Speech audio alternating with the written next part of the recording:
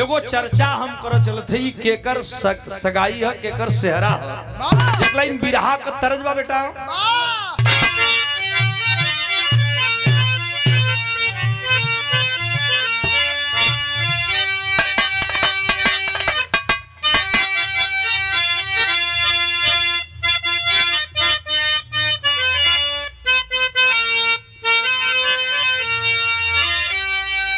बड़ी निम्मन गीत लड़का बजा दिल जौन हमरा गीत के तर्ज बा। जे भैया भैया भैया भैया 2 मिनट जाए वाले भैया भी रुक जा।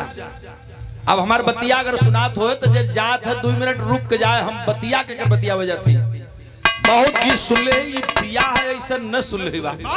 हम बियाह के कर गावे जाते अब ये भी सुनला उधर भगवान गौतम बुद्ध के बियाह हम के कर बियाह करावे जाते 5 मिनट में सुना। एक लाइन तरज बा गीत के।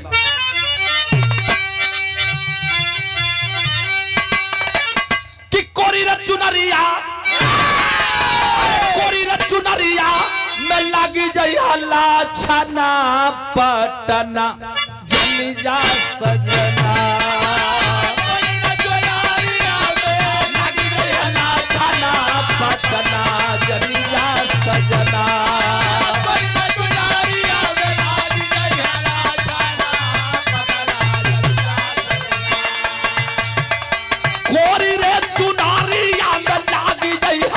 छन्ना पटना जनी जा सजना ना तो देवरा करी कवनो घटना ना तो देवरा करी कवनो घटना पटना जनी जा सजना।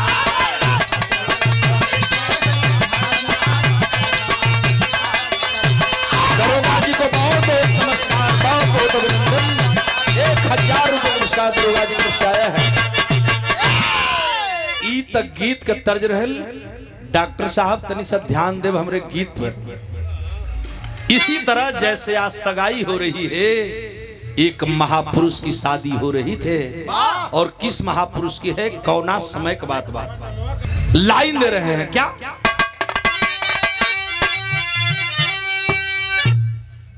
कि 15 बरस रहली ये चाचा 15 बरस रहली अरे बाबा कौमारिया सिरवा सोहर सेहरा।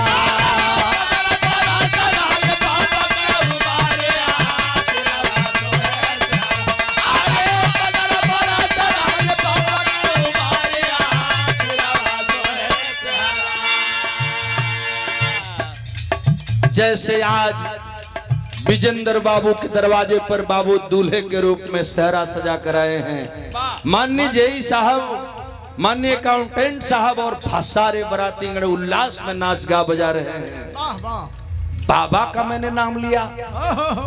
बाबा का मतलब सब समझो था कि हुए देश का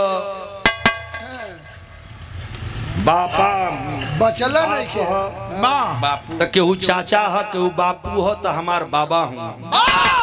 मैं किस बाबा की बात कर रहा हूँ प्रमोद जी कि 15 बरस रहली चाचा 15 बरस रहली वही भीम कौमारिया सिरवा सोहर सेहरा।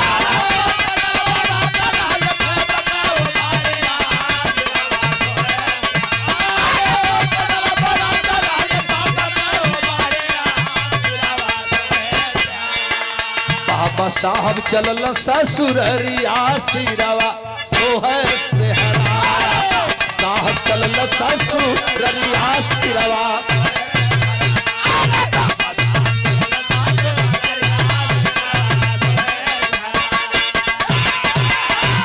दुनिया के लोग जानते हैं मेरे बाबूजी बाबा साहब B.R. अम्बेडकर का जन्म 14 अप्रैल 1891 को हुआ था।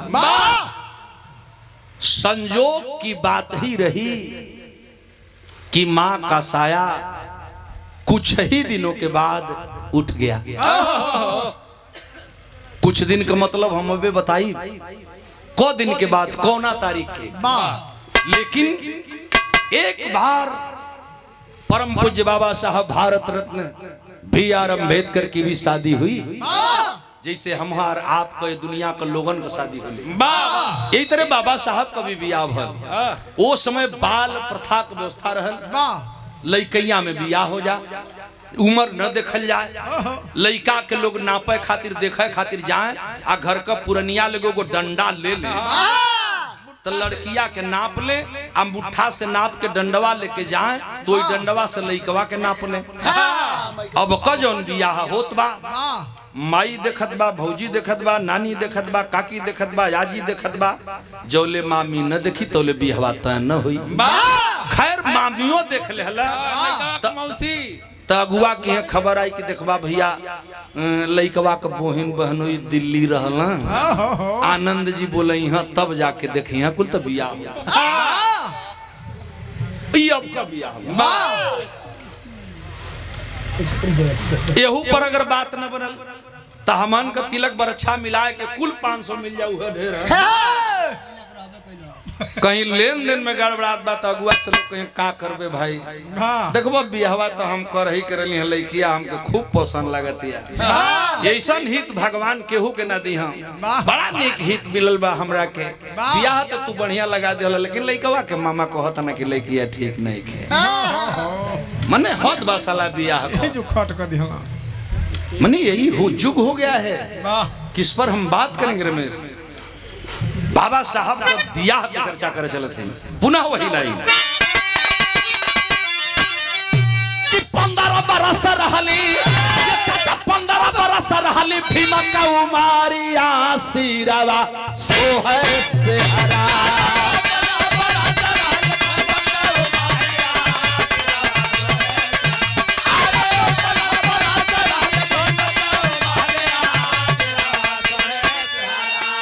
बाबा साहब चलल ससुररिया सिरवा सोहे से हरा। बाबा साहब चलल ससुररिया सिरवा,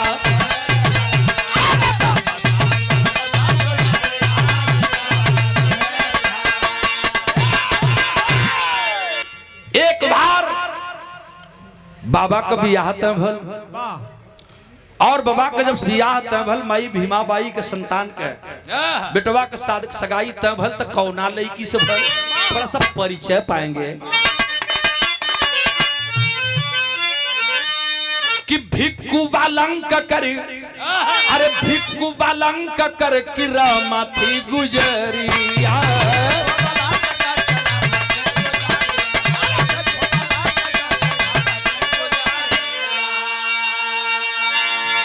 मेरी बात को गौर करेंगे, यहां से शुरू हुई प्रमोद, हमारी बात है सब कुछ शुरू हुई। क्या पुनः लाइन है, एक परिचय थोड़ा सा पाएंगे कि भिक्खु बालंक कर, अरे भिक्खु बालंक कर कि रामा थी कुमारिया।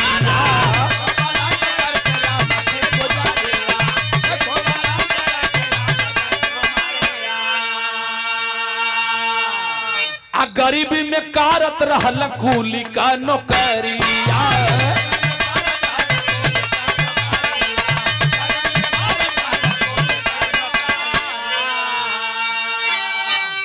भिक्खु बालंकर महाराष्ट्र के रहने वाले, पुणे के रहने वाले बाबूजी महार जाति में पैदा लड़का खोज रहे थे, जिनकी लड़की का नाम था रमा।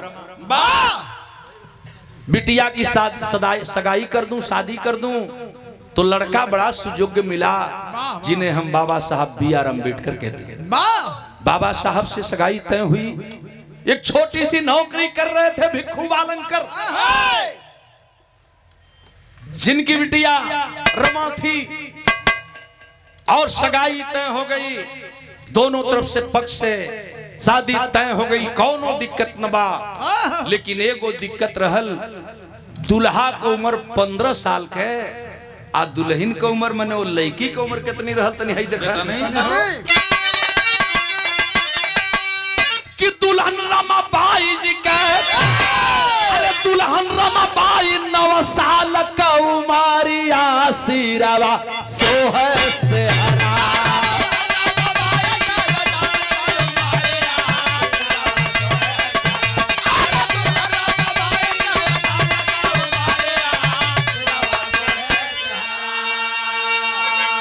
दुल्हन रामा उमारिया सिरवा सोहे से हरा।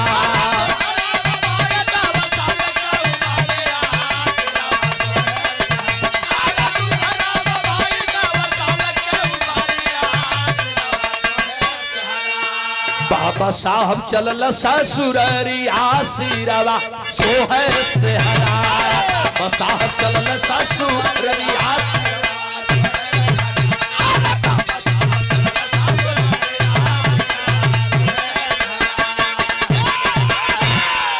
भैया हो 9 साल की बच्ची थी, रमाबाई सदाई तय हो गई। बाबा साहब दूल्हा बनकर चले, बड़ा उमंग रहल, सारे लोगों को उमंग थी। खुशी खुशी में शादी हुई, दुल्हन बनकर के वह बच्ची घर में भी आती है, घर को सजाने का काम करती है। बाबूजी इसी बीच में मैं बताया कि बाबा साहब आहत हो चुके थे, लेकिन बाल व्यवस्था थी शादी की, तो मजबूरी में शादी करना पड़ा था। लेकिन बाबा साहब का जन्म 14 अप्रैल 1891 को होता है, और कुछ ही दिनों बाद अभी 4 से 5वां साल ही लगा था।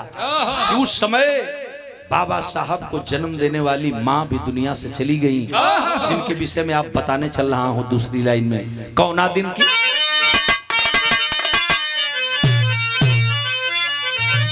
कि 20 दिसंबर 96 के, अरे 20 दिसंबर 96 के माता मरी गई।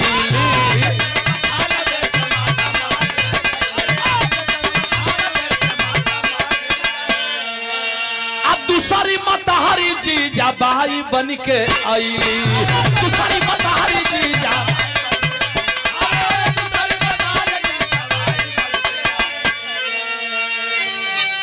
91 में बाबा साहब का जन्म होता है, और 96 में 20 दिसंबर को बाबा साहब की माता का साया शरीर से उठ गया, दुनिया से उठ गया, बाबा साहब के सर से उठ गया। बाबा साहब टोरा बन गए। लेकिन कुछ ही दिनों के बाद पिताजी रामजी राव सकपाल महाराज, जो एक छोटा सा फौज की नौकरी कर रहे थे, बाद में सूबेदार मेजर बने, बड़ौदा नरेश के यहाँ बाबूजी नौकरी कर रहे थे। रहा नहीं गया, बच्चे का पालन पोषण दूसरी जगह हो रहा है, बर्दाश्त पिता से नहीं हुआ, और पिताजी दूसरी शादी करके लाए, जवन मैभा मतारी बाबा साहब का कई कहल गई, जेकर नाम रहल जीजाबाई। जीजाबाई से दूसरी शादी होती है। मानने आप बाबा साहब के पूज्य पिताजी भाव दिल गई का बाबू 20 दिसंबर 96 के माता छोड़ी गई, दूसरी माता हरी जीजाबाई बनी आई।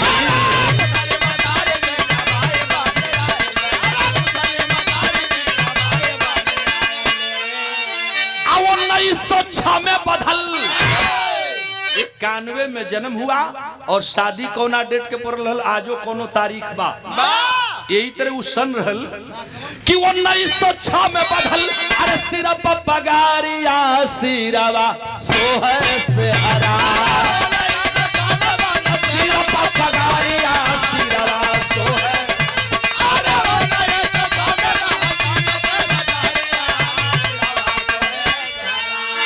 बाबा साहब चलल ससुररिया सिरवा सोहे से हरा।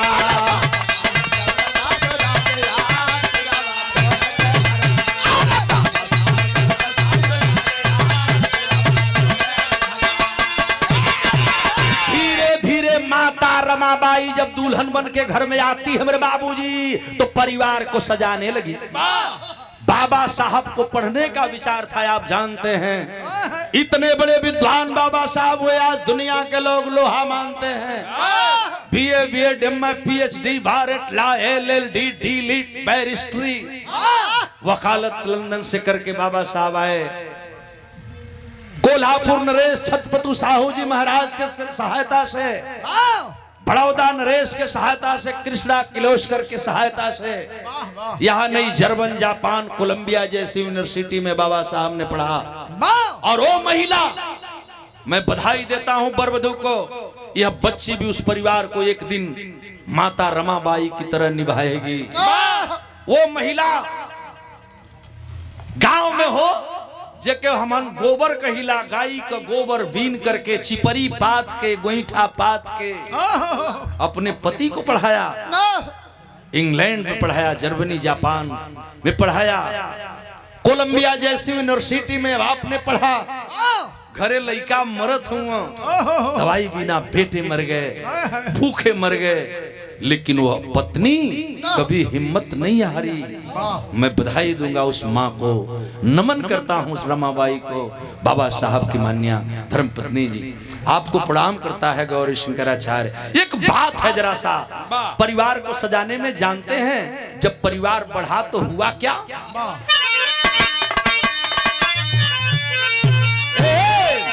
रामाबाई से भइल चारी ठेला लाना,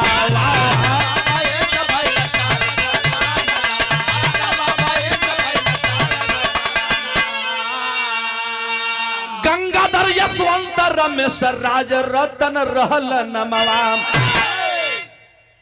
रामाबाई से भइल चार ठेलल नवा, गंगाधर रमेश राज रतन यशवंत रहल नमवा। इंदु एक ठेलाई की रहल। बाबा साहब के कुल 5 संतान, जिसमें 4 बेटे, और आपने सुना होगा कि एक नहीं, आपको सजाने के लिए, इस समाज को बचाने के लिए, आपकी शिक्षा को बचाने के लिए बाबा साहब B.R. अम्बेडकर, यशवंत, रमेश और राजरतन, इंदु जैसी बच्ची को बाबा साहब गंवा दिया है। बधाई दूंगा उस रमा माता को, बाबा साहब को पढ़ाने के लिए उपला बात करके,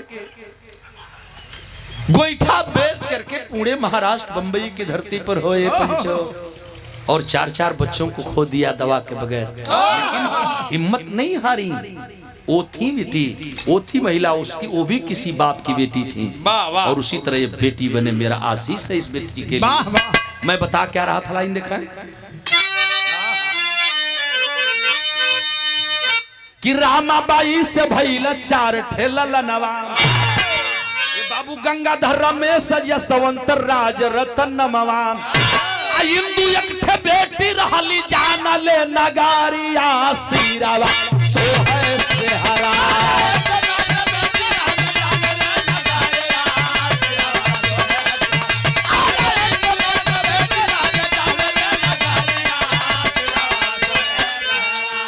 बाबा साहब चलल ससुरारिया सिरावा सोहे से हरा।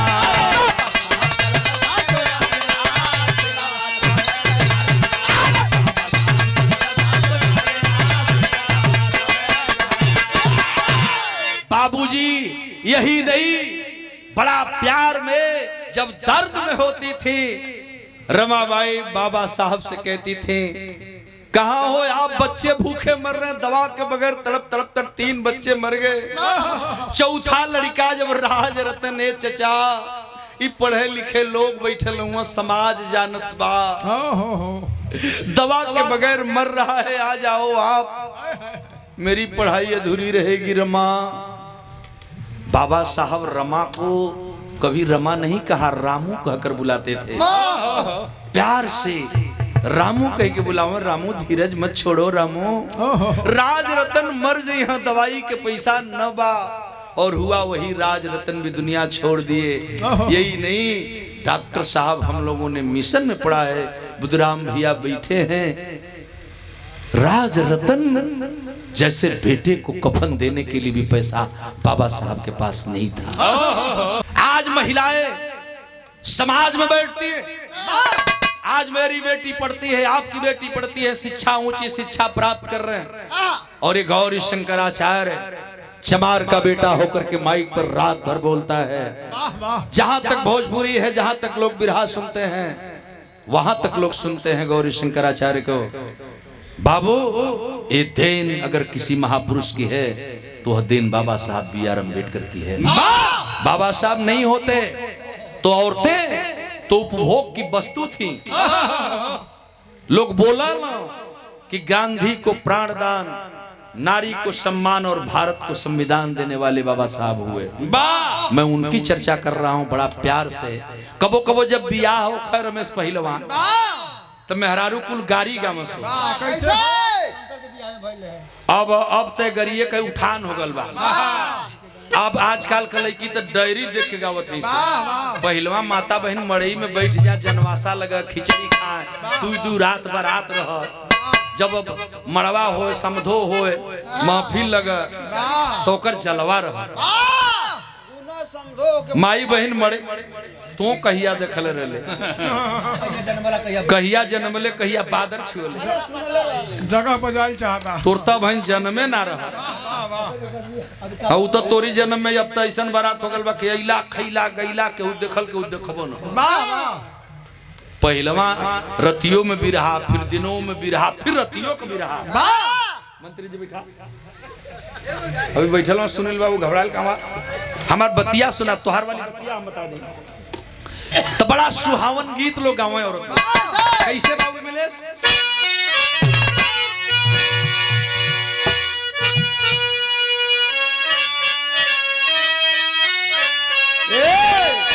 कि सावन मासे रउआ काहे न आयो सावन मासे रउआ काहे न आयो ये कटहर की ताराकारी हाय सिया राम से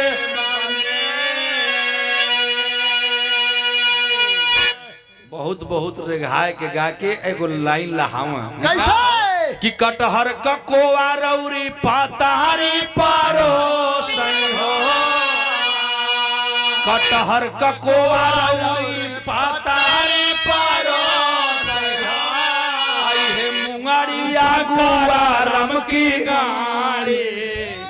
हाँ हरिंदर राम हवा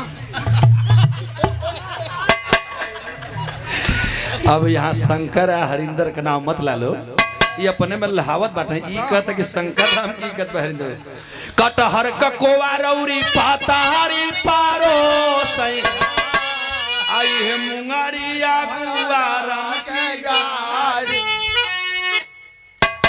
गलत बात न कहीं कहीं जब गीत हो तो लोग गावे बदल के तमाम लोग गीत गावे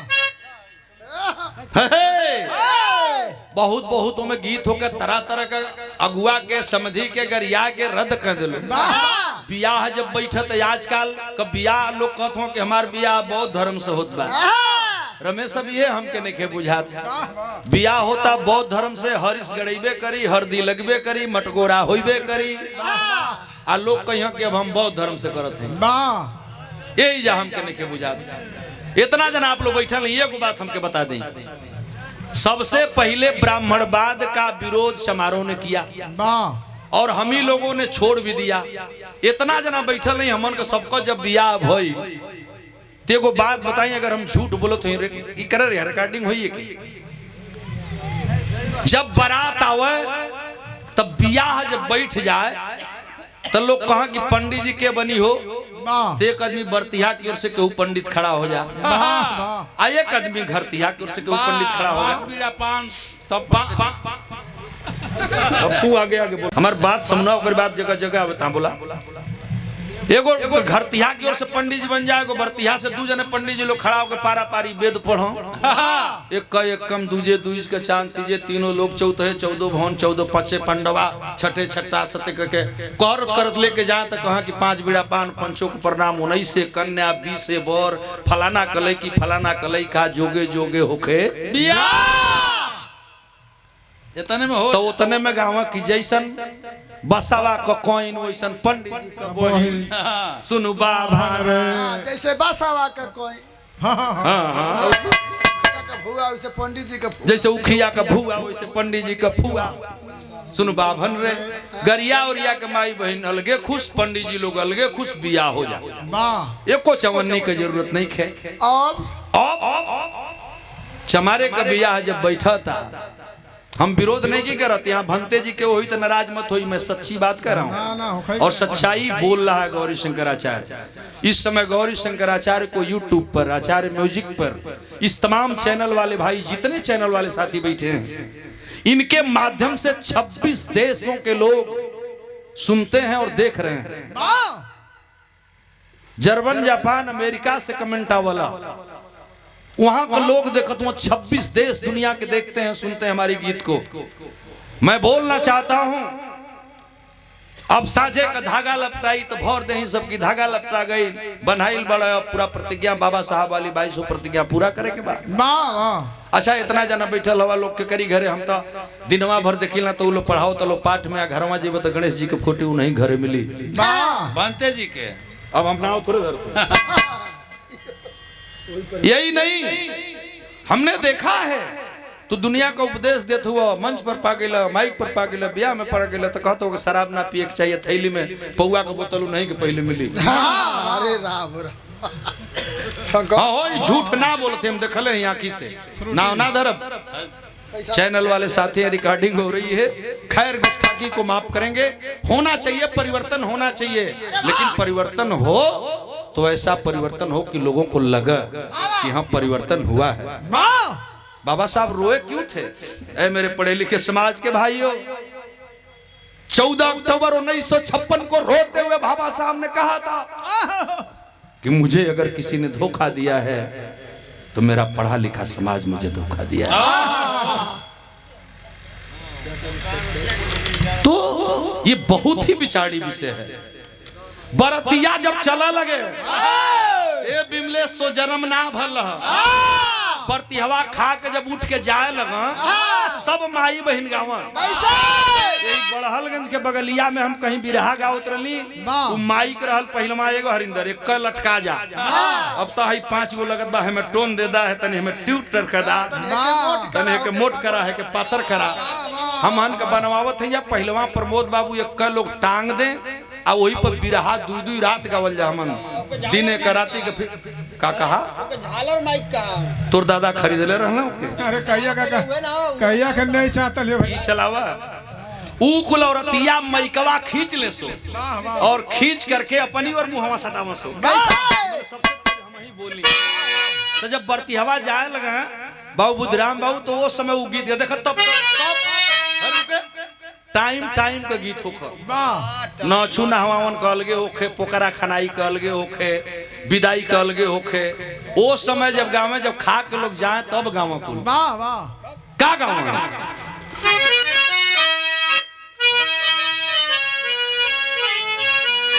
कि भगला ए समधि भगला हमारी बीचे मारवा से भगा। पंचो इतना जना बैठल नहीं, कान धरते तनिको झूठ नहीं खी बोलत। यही बड़हलगंज के अगवा कोनो गांव में बिरहा होत रहल, संसार पार, तो के याद बा संसार पार में। ओई जा मेहरारू गावत रहली, सो मैकवा खींच के एगो जोर से बोला है, जौन जोर से बोलत रहल संजोग से ओकर बोलिया तन तुलतुला निकला, अगवा का दतवा टूटल रह, तन नक नकाए के तुलतुलाए बोला। तो सुनील बाबू कुल मेहरारूआ गावा कि भगला ए समधि भगला त हमारी पीछे मारवा से भगा। तो कह के समधि हगाना हमारी पीछे मारवा हगाना। कहा कि भगला ये समझी तो बोलिया तुलतुला निकला, तो कहा कि भगला ये समझी, तो कहा कि हगला ये समझी हगाना हमारी पीछे हगाना।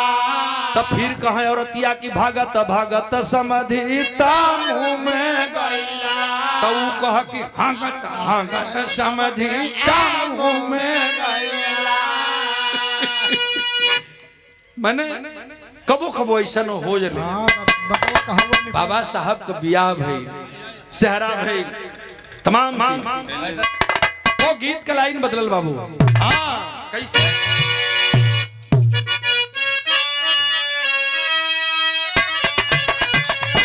दुल्हा बन के बाबा साहब चलला ससुररिया हो।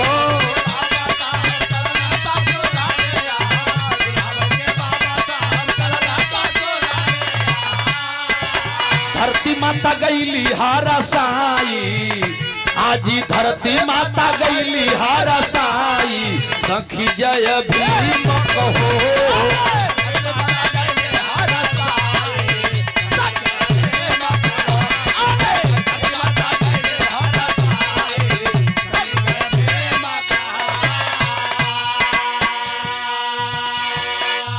दुल्हा बन करके बाबा साहब चले सारे लोग, हाँ गौआ नगर सब खुश होई गईल हो।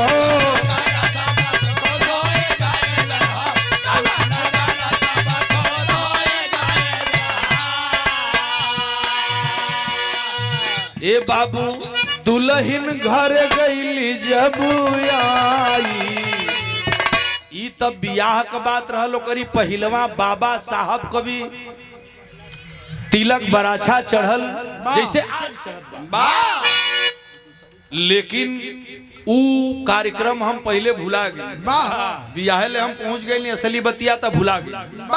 लोग कहल माई बहन गावली, हम ना गावत बाटी, औरत कुल गांव में गावली कि फिसिया त माफ भइली दिहाला बराछा हुआ में।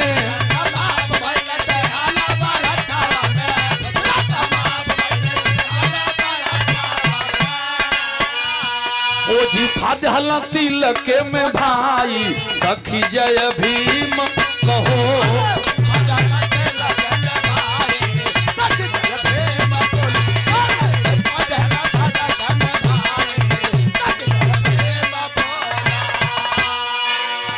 ये बाबू देशवा का नेता मिल के करल मनवानी हो, दुल्हा बाबा गईल कोहनाई, सखी जय भीम तो होई के हैरान सगरो देशवा का नेता हो।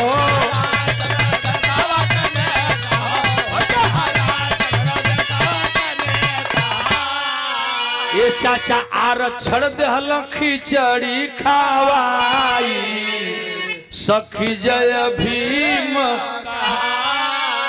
ऐ मेरे साथियों, उसी तरह से बाबा साहब के पद चिन्हों पर चल करके हम आप सारे लोग उनके सपने को साकार करें। यही मेरी गीत की आखिरी लाइन होने जा रही है।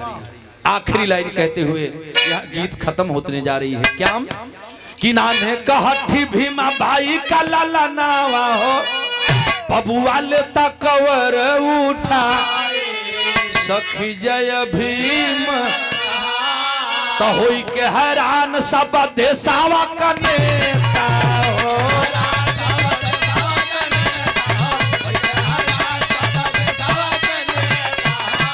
ये चाचा यार छड़ देहल खिचड़ी खावाई, सखी जय भीम। तब बाबा साहब वाला मिशन पूरई हो,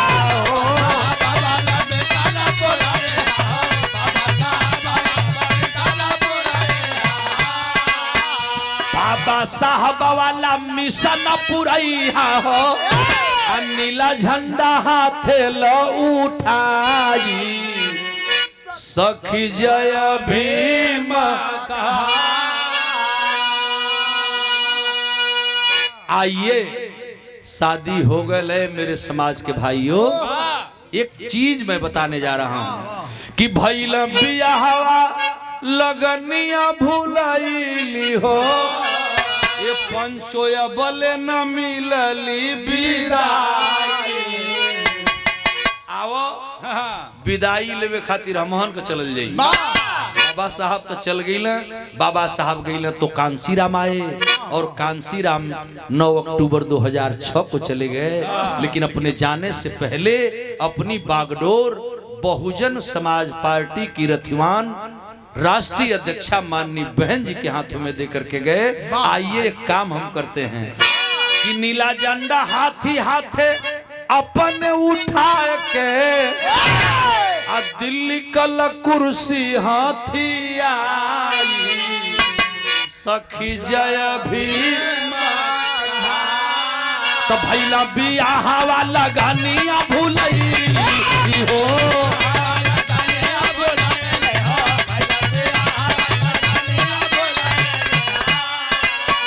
चला दिल्ली ले लाया अपन विदाई चला दिल्ली ले लाया अपन विदाई सखी जया कहो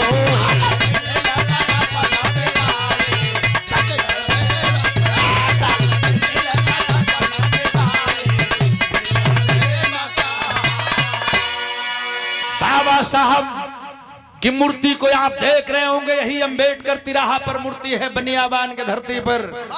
और इस मूर्ति का एक इतिहास है, पुरनिया चाचा लोग जानत हुआ, कितना लोग लाठी खैला, कितना लोग जेल गईला, एक इतिहास जे जानत बा उ जानत बा। बाबा साहब का एक हाथ उठा है, एक अंगुली उठी है, इशारा किया बाबा साहब ने कि तुम्हारा हक अधिकार अगर कहीं मिलेगा तो ये संसद भवन में मिलेगा, कब्जा कर लो, कैप्चर करो पावर पर, और जब तक यहाँ कब्जा नहीं होगा तब तक तुम्हारा हक अधिकार नहीं मिलेगा। तो आइए मेरे बहुजन समाज के भाइयों, चले और बाबा साहब को सपने को पूरा कर लें। ए भैया कुछ विरोधिया अंगुरी तुरलन सो, कुछ विरोधिया यही पर कमेंट करला प्रमोद बाबू कि बाबा साहब अंगुरिया कहाँ दिखावले हो, तो कुछ कहला कि बाबा साहब दिखावला ना कि चल जो हे चमरौटी लौकत है। अरे घोड़ा बाबा साहब न रहल होता है तो आज का दशा रहल हो, तभी हम का बताएं। उनकी देन है कि हमन इतना बढ़िया चारपाई और गद्दा पर बैठल हैं, गौरी शंकर झाड़ी के कुर्ता पहले होंगे, और आप कहते हो कि बाबा साहब की अंगुली तोड़ेंगे, मुर्दन गर्दन तोड़ते हो, बाहें तोड़ते हो, तोड़ डालो बाबा साहब की मूर्तियों को। लेकिन मैं तो चैलेंज देकर बोलता हूं कि तुम बाबा साहब की अंगुली तोड़ सकते हो हरिंदर भैया, लेकिन जो बाबा साहब गौरी शंकराचार्य के दिल में बसता है उस बाबा साहब को दिल से कैसे तोड़ सकते हो? तुम बाबा साहब की मूर्तियां तोड़ सकते हो, बाबा साहब की बाहें तोड़ सकते हो, लेकिन बाबा साहब जो इस समाज के लोगों को, यहाँ सर्व समाज बैठा है, हजारों लोगों की तादाद से ऊपर लोग बैठे हैं, लोगों के दिल में जो बाबा साहब बसते हैं उनको कैसे तोड़ोगे, निकालोगे कैसे? है तो कोई जवाब? सारे लोग चुप हो जाते हैं बाबू। तो ये है बाबा साहब और ये है बाबा साहब की कथा। यही मेरी गीत समाप्त होती है, उनके पद चिन्हों पर चलना होगा। आखिरी लाइन तो गुरुदीन मोहम्मद जी बाबा का पुजारी, गुरुदीन मोहम्मद जी बाबा का पुजारी आहो, गौरी शंकर सिरवा नवाई सखी जय भीम कहो।